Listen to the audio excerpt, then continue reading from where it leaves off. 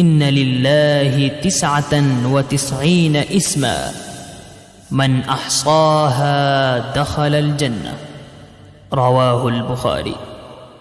حضرت ابو ہریرہ رضی اللہ عنہ سے روایت ہے کہ رسول اللہ صلی اللہ علیہ وآلہ وسلم نے ارشاد فرمایا، اللہ کے 99 نام ہیں، جو شخص ان کو یاد رکھے گا وہ جنت میں داخل ہوگا۔ اسی حدیث کے دوسرے الفاظ میں یہ ہے، جو شخص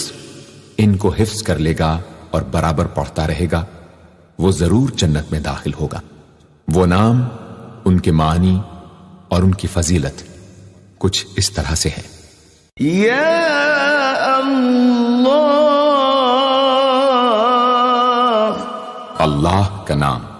جو شخص روزانہ 1000 مرتبہ یا اللہ پڑھے گا، انشاءاللہ